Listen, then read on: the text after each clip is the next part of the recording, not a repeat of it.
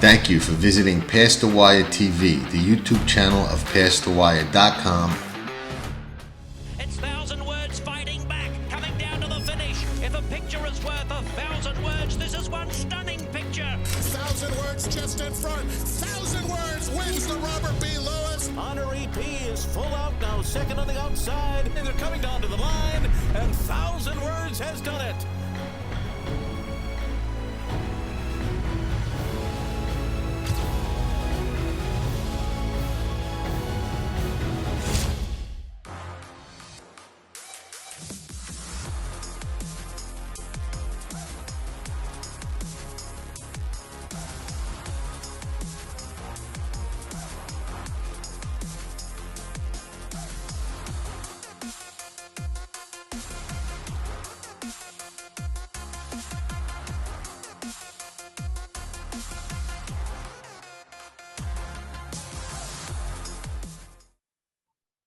Hello, everybody, and welcome to another episode of Past the Wire TV. Today, I am fortunate enough to have who I would call a rising star in the industry, and we certainly know we need as many rising stars as we can get. Matthew O'Connor, fresh off a couple of days post his first graded stakes win, which is an accomplishment in and of itself.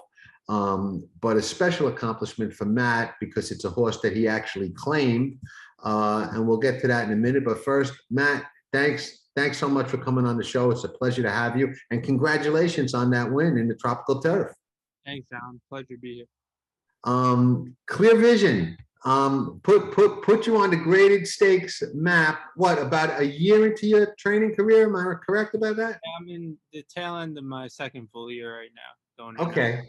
And I read something about you that was kind of interesting and a little bit of a bummer, but your first win as a trainer came during the pandemic when we were under that period of no fans allowed at the racetrack. So you kind of didn't get to experience that with fans at the track. Yeah, it was definitely a little different. I mean, my mom and dad were there in the parking lot, watching from the parking lot. So it was still fun, still enjoyed it.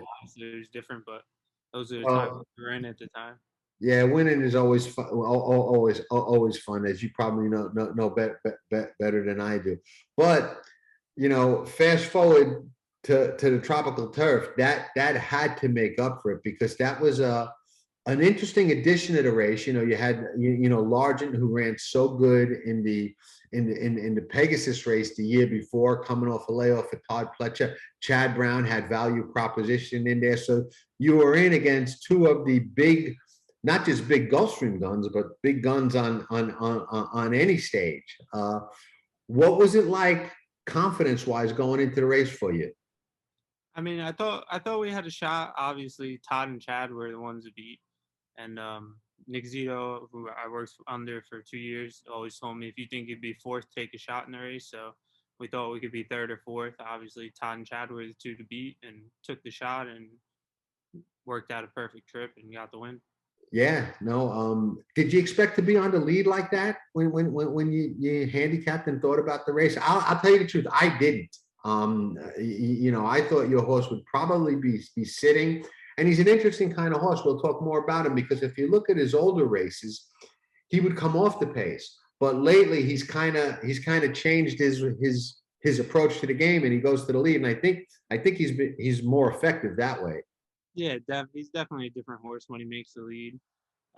In that race in particular, I thought Flying Scotsman would make the lead fairly easily. And in the paddock, told Julian, listen, if we make the lead, great. That's where he runs his best races. If not, same scenarios of claiming crown, try to sit off and work out a trip from there. And he made the lead. I mean, he made it easily, but obviously he had Belgrano press him through the turn down the backside. Julian kind of laid off of him and let him find his rhythm and kicked on from there. What point in watching the race did you know, okay, I'm gonna get my graded stakes win? When they turned for home, obviously I thought we had a shot because he off the turn in the stretch, he always kicks on. Obviously, saw Todd and Chad making their runs, and I mean, I thought we were going to be right there. I didn't know we were going to win by 2 lengths at the top of the stretch, but I was confident when they turned for home. Cool.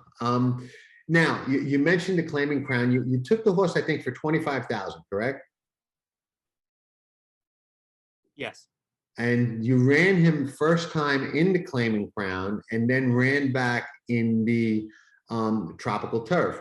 If you don't mind my asking, what is it about Clear Vision that not just made you take him, but you took him and were aggressive right away? It's not like, you took him and ran him for a higher tag or the same thing. You took him, ran him in the Claiming Crown. He ran okay, didn't win, but from there you went forward again and ran in a much tougher race and got the money. So there had to be something that you saw that there was more in the tank and more on the table. So if you don't mind, not giving away any secrets, but what is it that caught your eye? Yeah, when we took him, he was coming off that big win in Saratoga. He ran a 94 buyer, and we figured that speed figure would be competitive in the Claiming Crown, being that it was a starter stake 25 and under, so it was his kind of horses.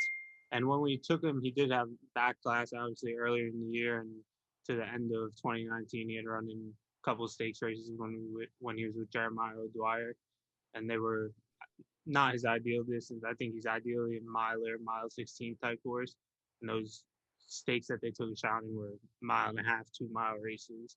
And he was just off the claim. He ran big for Greg DeFrima, came back with a 96 buyer. He was in the best form of his life, and he didn't regress in the Claiming Crown, so we figured why not take another shot. Right. Interesting. Really sharp claim, and obviously great results.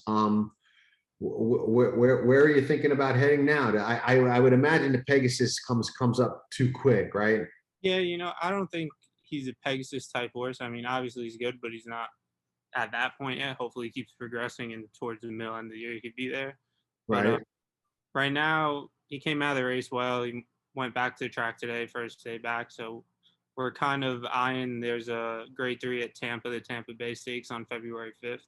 So that would probably be the logical next step. Obviously, it's all subjective as long as everything goes good to that point and play it by ear. Now, I got to ask you this because I've been around the game a long time. You're one of the guys I consider a young, obviously up and coming guy. But you mentioned working for Nick Zito. Okay. Now, those of us that go back a long way remember the days when Nick Zito kind of made a name for himself, having I would say mid to modestly priced horses, pointing for the Kentucky Derby and heading on the Kentucky Derby trail almost every year. And he would be interviewed on all the shows, and we know he won his share of derbies. And I actually believe there's a derby that he's supposed to have won and didn't, with a horse named Icebox. And if you watch that replay and see the move Icebox was making and the trouble he got in at about the 3/16 pole, it's kind of hard to argue that had that not happened, he wouldn't have been right there. So as many derbies as Zito won, I think there's another one that he could have won.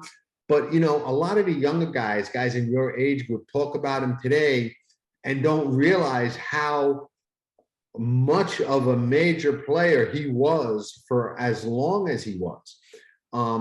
I would imagine you're aware of that, having worked for the guy and the kind of horseman that he is and was. And I would guess learned a lot of the old school ways from him, because I know he's an old school type of horseman. Am I correct about that? And what could you share about, what you were able to learn from a guy like Nick, who's really got quite a resume when you get down to it? Yeah, absolutely. I mean, Nick obviously has a storied career. He's in the Hall of Fame. No one can ever take that away from him. And yeah, so when I worked with Nick prior to that, I worked with Dominic Gittino and Robert Falcone. So I kind of took what I did from them. And then when I went to work for Nick, my mentality was, let's learn the old school ways, what they do, what certain things mean. Nick, one thing with Nick is he's meticulous about everything. The way the barn looks, obviously, if you've been to his barn in Saratoga, it's spotless, and there's a whole lot more that goes into it besides just the training, Right. And I've noticed that, and I'm glad you brought it up. But the guys that are really top shelf, Okay, the Chad Browns, the Todd Pletchers, and anywhere in the country you go, Rich Mandela, Bob Baffert. I don't care what barn you go to. The guys that win at the highest levels consistently, you walk in their shed rows, and they are all meticulous. Everything is in the right spot. Everything is done. How much does that type of discipline and does that type of organization really mean? I mean, is that a difference maker, being meticulous about is that a sign that the whole barn runs a certain way? I mean, what can you tell the fans and tell us that are not really horsemen as to what that means when you walk into a shed row that's meticulous, or when you walk into a shed row where everything's all over the place and it just looks like a mess? When that's your office, so you want it to look good, obviously. And I don't think it's just the visual appeal. It's that first thing, and everything that follows it is meticulous. The way you train, your feed program, it's the initial impression of, it's the tip of the iceberg, basically, the way it looks, and it just follows down on every aspect of the business, because it is a business. Right. Now, how did you come to get involved in training racehorses? So when I was younger, my father owned horses with Dennis Brida. So Okay. I spent every summer of my life in Saratoga. I have family up there. My dad was actually born there, and then kind of just was always in the barn. Then my uncle Anthony Bonomo got into owning racehorses in 2006, and that's when I was working in Dominic Schettino's barn, and kind of just followed the steps and progressed. Started as a hot walker, worked up to a foreman, then an assistant, and took out my license once I graduated from college. Now, when you were walking hots and first getting your taste of the game, so to speak, from a working on the backside perspective, as opposed to just being a fan or somebody that spent summers at Saratoga, when did you know that, hey, I want to be a trainer and I really want to go after this? Well, when I was younger, obviously everybody wants to be a jockey. You want to be a jockey, and then obviously I'm not the size for a jockey. That dream was over at about maybe second or third grade, and the next step was I want to train racehorses, and kind of plotted out the course and went at it, and here I am today.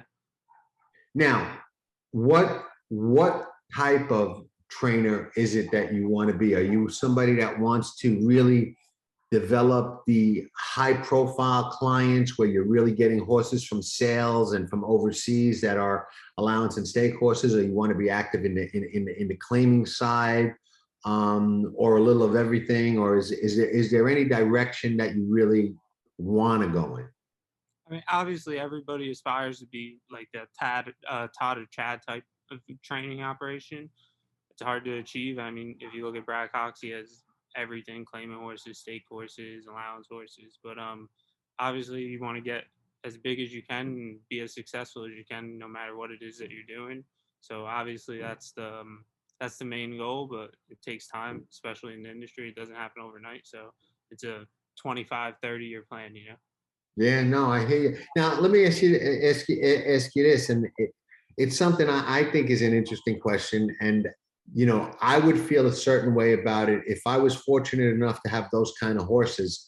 But I'm interested in your take, because you said you want to get as big and like to get as big as you can. Does there ever come a point where you can get too big? And when I say that, I mean, and this guy handles it great, so I don't mean it in a bad way, because Steve Asmussen is an amazing guy. He's got horses all over the place, and from what I understand, he can tell you about any one of them. And I don't know how it's even possible, but I know people who say, you put him to the test and you ask him about a horse at Remington Park, and he knows when the horse worked, what he did, and how he's doing, and when he's heading back out to the racetrack. But if I was an owner that had horses, I would want my horses. If you're my trainer, Matt, I want my horses where you are, not where one of your assistants is, no matter how good that assistant may be. That's just me. What are your thoughts on that? Are you of the opinion that you can get too big, where you have too many to really treat as individuals, or do you think that, with the right assistants, you can have horses all over the country and it really doesn't make a difference? I think it's a little bit of both, honestly. obviously you can get too big if things get hectic. You got strings all over, and you can't be in 4 or 5 places at once. So, and I think that's where the assistants come into play. You have to have good horsemen that trust, and I think that plays a big factor in operations like Todd's operation, Chad's operation, and why they are so successful all over. Now, it's hard to avoid some of the negative issues that our game has faced in the past couple of years. And it seems that, more often than not, whenever we're I don't even want to use the word fortunate, whenever we get mainstream media type of attention, it's usually for a negative reason, at least the last couple of years. And to me, that's very discouraging. And frustrating, and I worry a lot about the future of the game, and a lot about our ability as an industry to really, really run it the right way and return it to, quote, the true sport of kings. And when you were a kid growing up, going to Saratoga, it was different then than it is now. I mean, you can see the difference on many different levels, even the vibe and atmosphere of Saratoga today. I grew up spending every summer there as well. And when I go up now, it's like a different place. I miss the old feel of the old Saratoga. And that concerns me as a fan and someone who spent my whole life loving this sport. As a young trainer getting in the game now and building your career in the sport that you love, and it is such a great story, historic sport. Do you have concerns about that? I mean, do you worry about the industry and the leaders in the industry, really starting to get it right and start focusing on returning this game to what it could and should be? I think definitely, there's definitely concerns throughout the racing industry. Obviously, it has to come from the top. Everybody has to crack down and get those bad apples out. Obviously, there's more than them than most people know. But I think as a trainer, you can't really worry about everyone else. You just focus on yourself. You try to do an honest job and do work on your own program, go that route, and hope that they straighten it out. And obviously, hopefully, it could be a prosperous industry for years to come. But that concern's always in your back of your mind, especially as of recently, the last couple of years.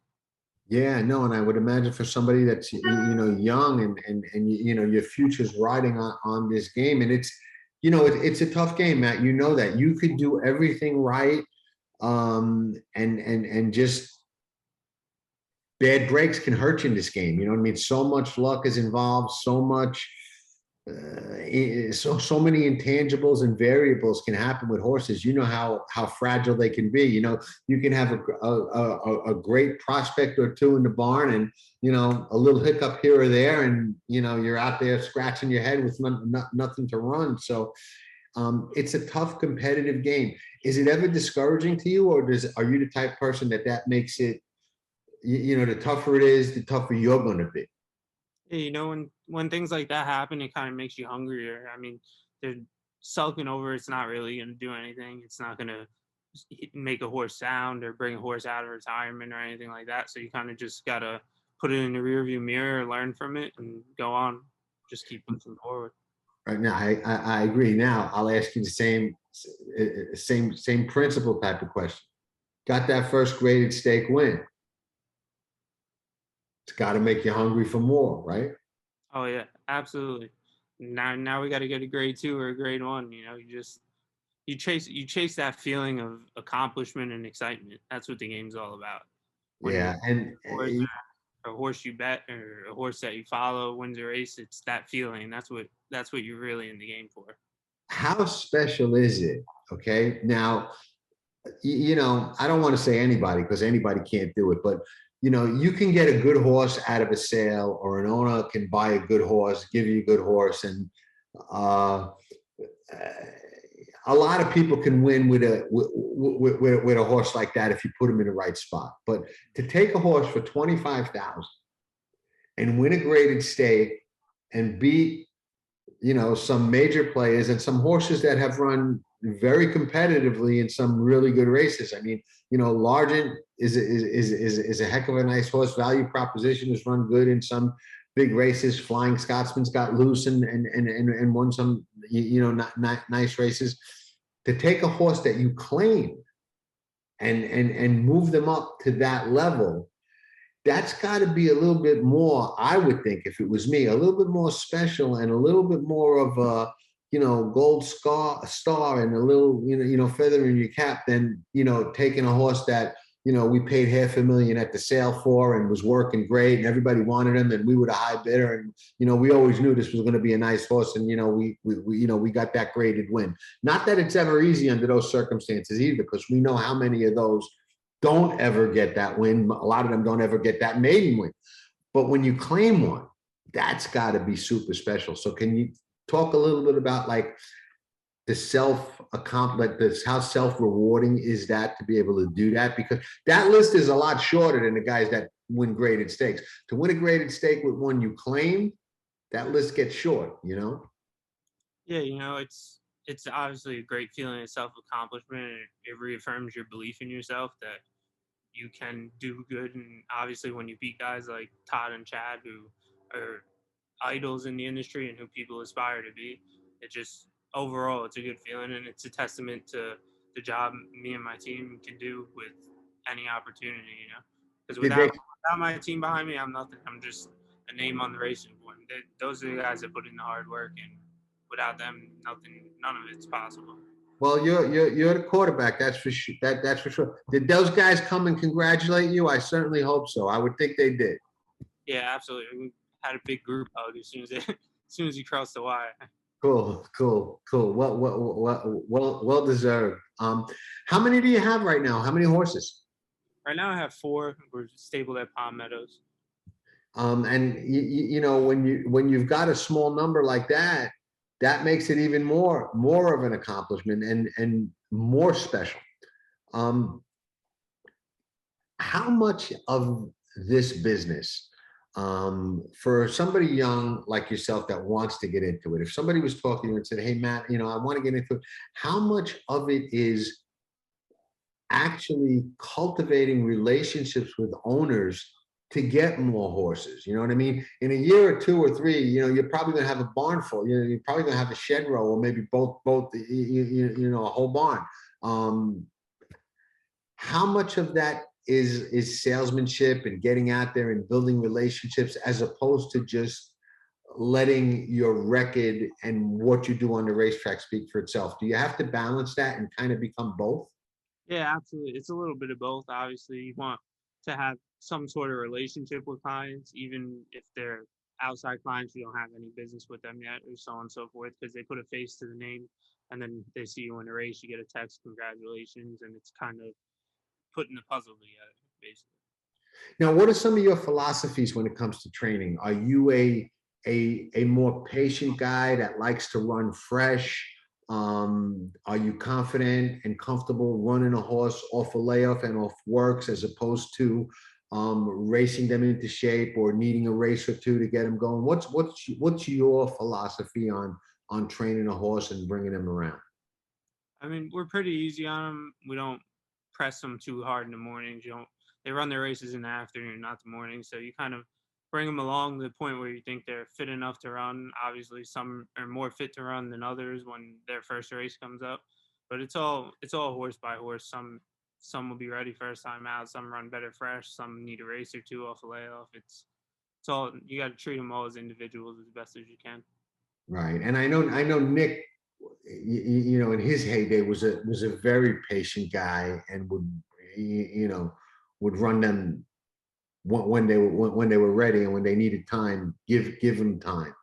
Do you think that the racing world today pressures people to run more often, to fill races and to keep handle up and to keep the cards going than maybe they did years ago?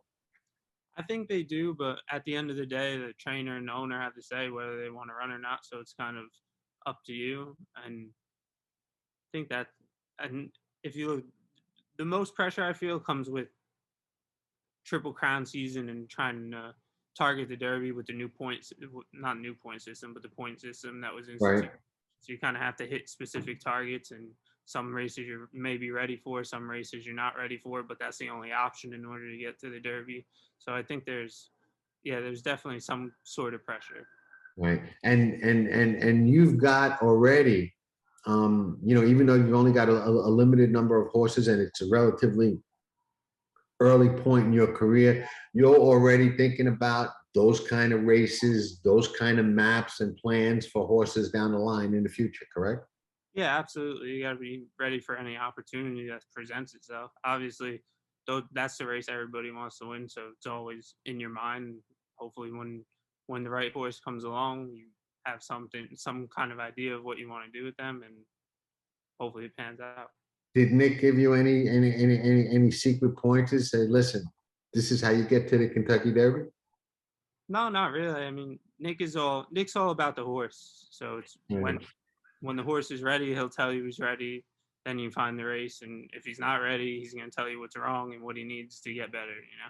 Now, you worked around a Derby winner a little bit, didn't you? Yeah, always dreaming. Can you tell us a little bit about that? What kind of horse he was and what your experience with Always Dreaming was? Yeah, so I worked with him when he was 2. When he came into Dominic Schettino's barn, that's when I was an assistant over there. I mean, when a horse like that comes around, you know they're good. They just have a presence about themselves, and he was talented from day one. And obviously, there's another kind of patience thing. When the horse was transferred from Dom to Pletcher, he said he needs time. Sent him to the farm. They sent him to Krupe's farm in maybe September, October of 2016, and brought him back in January. Won Tampa, won the Allowance, won the Florida Derby, and obviously the Kentucky Derby. Yeah. What is it when a horseman like yourself looks at a horse and says, that horse has class. Okay, that's a classy horse. Okay.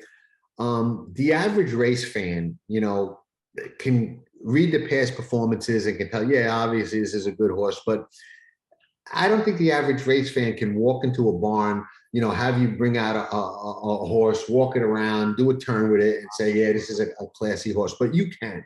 Horsemen can. What is it? Can you try and explain it to a layman, a fan type of person? What is it about that horse, about that animal that you could look at it and say, yeah, it's a racehorse. That horse has class.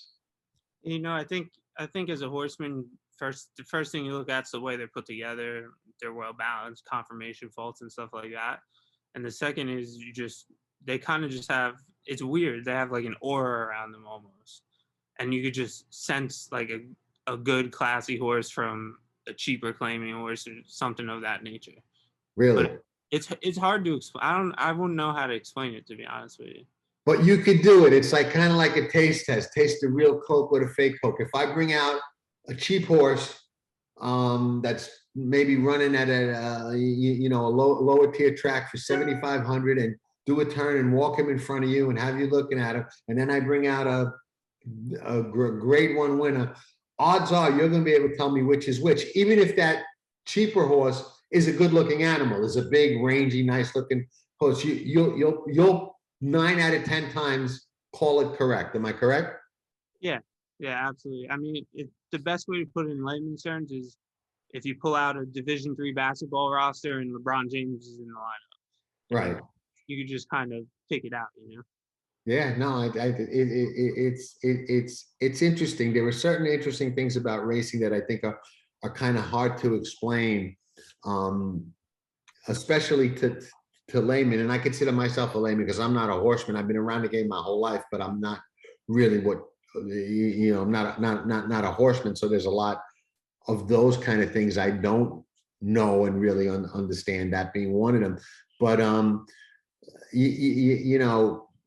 genetics is another thing that I've always found interesting, and we could talk a little bit about Saratoga. One of the things I've always noticed about Saratoga is that horses that run well at Saratoga produce horses that run well at Saratoga. for some strange reason, and it's on the sire and the mare side, sires that were, successful and won a lot over Saratoga, their babies seem to win at Saratoga, and mares, brood mares as well. They produce horses that win over Saratoga, and that's the kind of thing I can't really explain. I don't know if anybody can, but I've definitely noticed it over many years of watching races. Yeah, I think pedigree goes back into the classiness that we were talking about. I think those well-bred horses have a different kind of persona to them as opposed to like a backyard bred horse, a horse bred on a farm in upstate New York somewhere. But yeah, I agree with you. Now I noticed you're already starting to go to the sales and pick out some horses. Yeah, last year, well, when I started out, the year prior to before I took out my license, we went and bought 2, an Air Force Blue filly in Saratoga, and then a Midnight Loot colt at the time at Keeneland. And last year we got an American Freedom colt that had some issues, and we couldn't go on with him. But now this year we at the New York Bred Sale in Saratoga, we bought a nice Gormley colt that's at Wavertree in Ocala, and they're very keen on him. So hopefully we get him in and he does well for us. And we also have a little Tis Now filly, both New York bred, so hopefully they'll be ready to run in Saratoga. Yeah, so I imagine you got to be looking forward to that. That'll be a whole another aspect of your career. You've got that graded stake win with one that you've claimed. Now you got to get one with one that you've picked out. Yeah, absolutely. I mean, the babies are what'll make you. If you can only do so much with a claiming horse, If you're Right. if you're trying to get that top quality kind of horse, obviously you got to take your shot at the sale and hope you get lucky for the most part. But we've got a couple other clients that we're going to go to the 2-year-old sales fair and try to get a little more stock. So hopefully we have 5, 6, 7 2-year-olds going back to New York in the late spring, early summer, and hopefully they're all ready to run in Saratoga. Now, is that your plan? Florida in the winter, New York in the spring and summer for now? Yeah, absolutely. I mean, I love Florida. I love living down here. Love the racing, and obviously Saratoga and New York racing in general, I grew up on, so it means a lot to me. But you got to have the right kind of horses to be competitive there. No question. Well, that's probably true at any circuit. What's your take on the new synthetic to paddock course at Gulfstream? It is what it is. I'm not a fan of it. I think it's an unnatural surface for the racing animal. They kind of stick to it. They don't have the slide when they hit the ground, and I find that they come back with some issues. They may come back a little choppy and need a little more time in between races. But you got to do what you got to do. If you have to run on the Tapeta down here, you got to do it. It's interesting because it was always promoted as a much safer surface. But I've heard not just yourself, other trainers say that they don't really buy into that, and that the horses do come back with more soft tissue type of injuries that take a little bit more time to recover from. And it's, it might appear to be safer, but it in reality, it might not be. Yeah, absolutely. I mean, everybody has their own opinion of it. I think turf and dirt are what racing started on, and I think that's what they should be run on. But obviously, it's modern times, and some races are going to be on the poly, some races are going to be on the grass, some will be on the turf, and you just kind of got to go with the flow. And if you got to run on it, you got to run on it. Do you have any preference as to what you like to run on? Are you more of a turf guy? Are you looking for turf horses? Do you think your style suits turf or dirt, or do you think it doesn't matter where the horse takes you is where you're going to go? Yeah, I think it's all horse by horse. If a horse is a grass horse, we'll run on the grass. If it's a dirt horse, we'll run on the dirt. Obviously, the dirt races are where the classics are, so you want to have dirt horses and you want to be a good dirt trainer. But there's also big grass races. Grass racing, very exciting. As a racing fan, I prefer grass racing, but obviously you want a well-rounded group that can go wherever they need to go.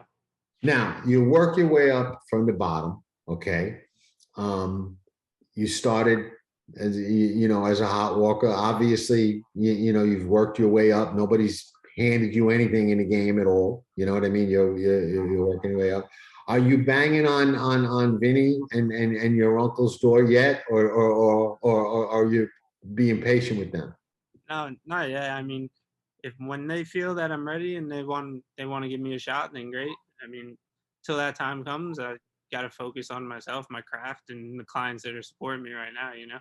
Right. Well, that's good, and that's commendable. That's good. I think I'd probably be banging on the door, but you know, I respect that. You'll get there. Um, how happy were they for you? I mean, they had to be ecstatic with that win on Saturday.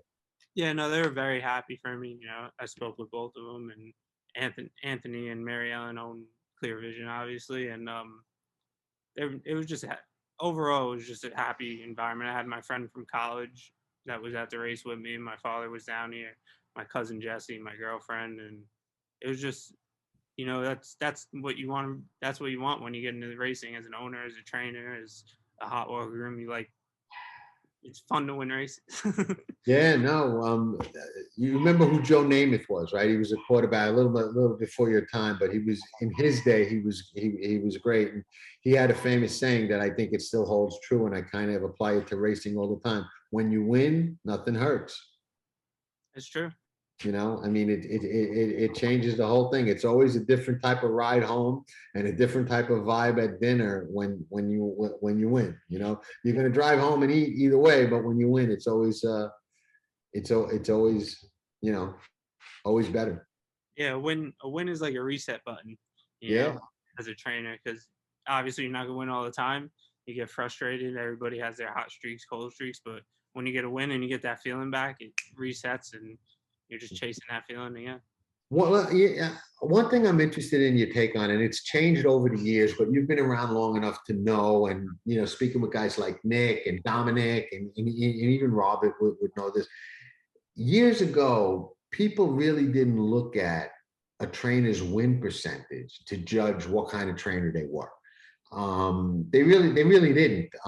But they started putting it in a racing form right next to the name, and that kind of was the beginning in a complete change of the landscape, you know, and it made trainers a lot more aware of their win percentage.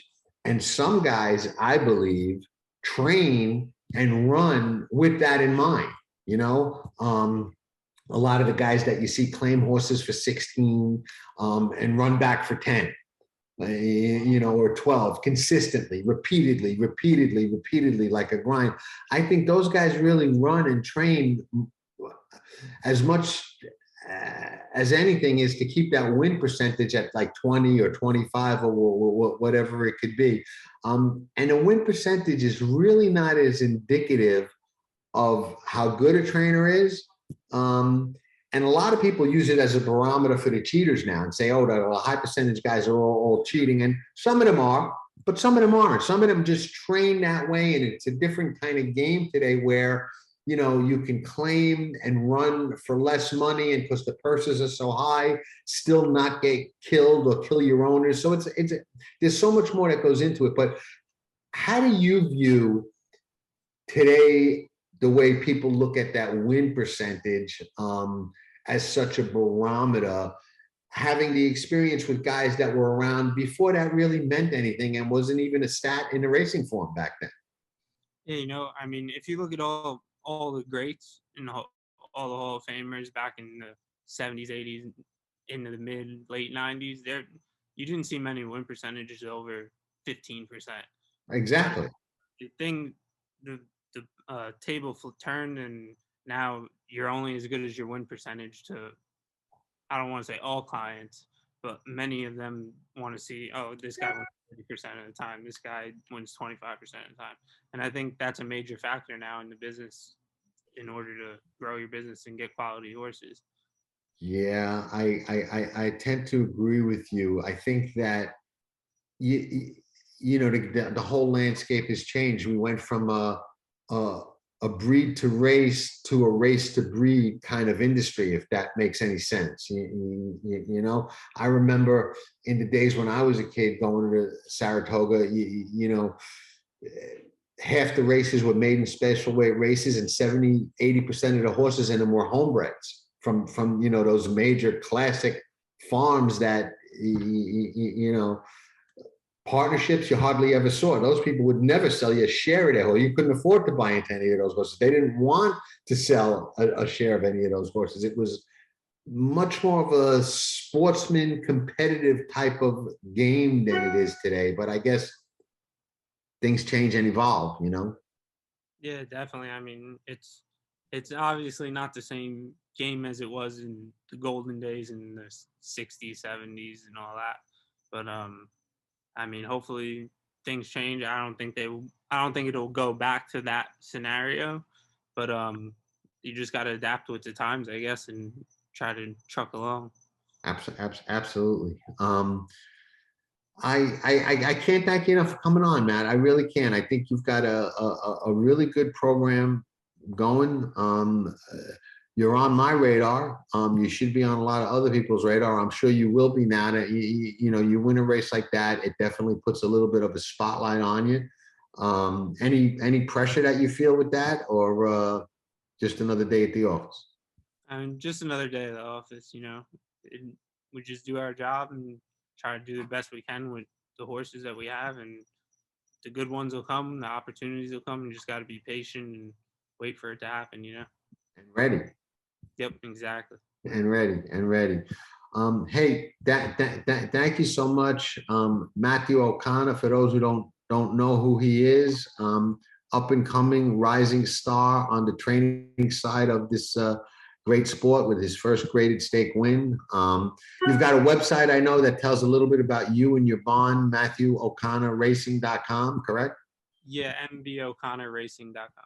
MBO'ConnorRacing.com. You can find out a little bit more about Matthew there. And we'll be watching for that grade 2 and grade 1 that are no doubt on the horizon, man. Yep, hopefully they come sooner rather than later, but we'll be ready when the opportunity comes.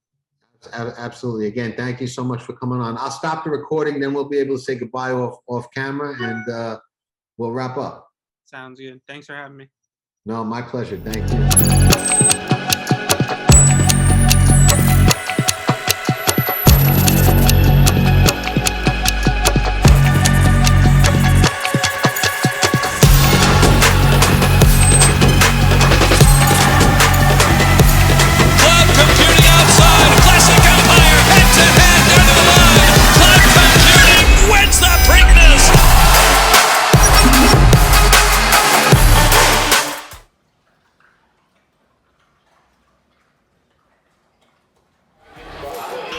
Nobody does it better.